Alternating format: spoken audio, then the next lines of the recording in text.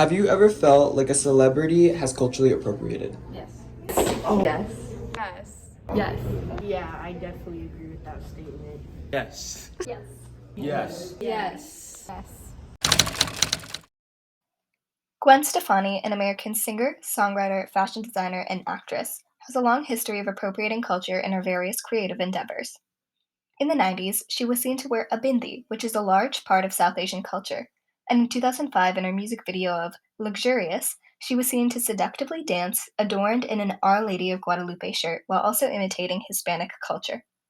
Along with this, in her 2012 Looking Hot music video, she wore Native American clothing and showed feathered headdresses and teepees, accompanied by a fight between cowboys and natives. The video was later taken down for being hurtful and inappropriate. One of the most popular points of public backlash, although, revolves around her use of a group of backup dancers of Japanese descent called the Harajuku Girls. During her tour, she was seen accompanied by them, and many described her use of them almost as props. They perpetuated harmful Asian stereotypes and were all seen wearing schoolgirl uniforms that added to the over-sexualization of young East Asian women. Another example of an artist that demonstrates cultural appropriation through music videos and branding is pop singer and songwriter Ariana Grande. Through her drastic changes in skin complexion and vocal intonation, fans have noticed several changes in terms of Grande's mannerisms, appearance, and articulation. During her time playing Cat Valentine on Nickelodeon's Victorious, Grande had pale white skin and dyed dark red hair.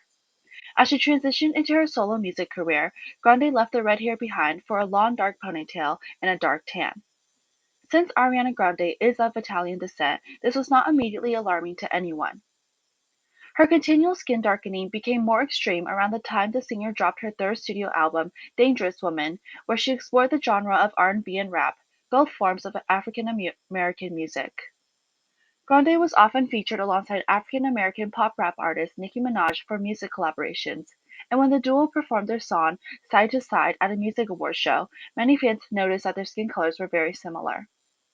Furthermore, fans and non-fans alike have noticed a significant change in her mannerisms and vocabulary as well. Her vocal tone has changed much from her Victorious days, as she now incorporates a lot of African American vernacular when she speaks. Though Ariana Grande is white, people tend to believe that she is either mixed or Latina. This artist has created a brand through being racially ambiguous, and she continues to do so till this day. Elizabeth Grant, or better known by her stage name Lana Del Rey, has adopted cultural phenomena throughout her music to push forward her musical career. She especially utilizes Native American and Latinx culture to illustrate her musical persona as foreign or even exotic. Based on a 2011 Vogue interview, Grant was asked about where the inspiration behind her name was.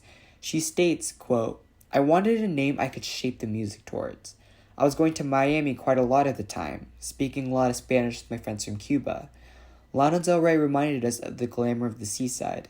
It sounded gorgeous coming off the tip of the tongue," end quote.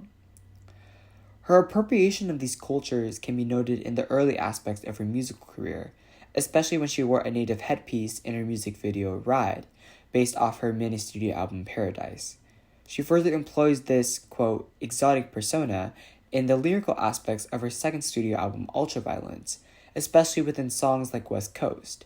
She states, quote, "He's crazy y cubano como yo la la," unquote, which directly translates to "he's crazy and Cuban like me." While the topic of appropriation has been increasingly brought up in the media, it seems that celebrities have adapted their methods through more subtle patterns. Such is the case with Kendall Jenner, one of the most successful models of all time, known for her appearance on the reality show Keeping Up with the Kardashians. Though the Kardashian-Jenner clan is notoriously known for their dramatic flair and frequent controversies, concern is raised when matters of race are involved. As a white American, Kendall has benefited not only from her parents' high financial status, but through the complexion of her skin as well. Her Eurocentric features and her status as a nepotism baby have opened doors that many underprivileged minorities in America don't get to see. In May of 2021, months after releasing her tequila brand 818, Kendall took to Instagram to post pictures of her in a traditional Mexican style similar to rancheros or field workers. While many already felt that her decision to capitalize on a cultural drink was gentrification, the pictures posted only made matters worse. Backlash ensued as users questioned how much the farm workers were being paid. The ACLU states that agricultural migrant workers are excluded from federal legislation that provides basic protection like the right to minimum wage, overtime pay, freedom of association, and health and safety guarantees while at work. The trauma migrant workers experience on systemically oppressive farms are trivialized as they are reduced to a marketing ploy on someone's Instagram feed. Kendall is not the only one at fault, however, as Hollywood proves time and time again that the trauma of one race is on the free market for today's socialites.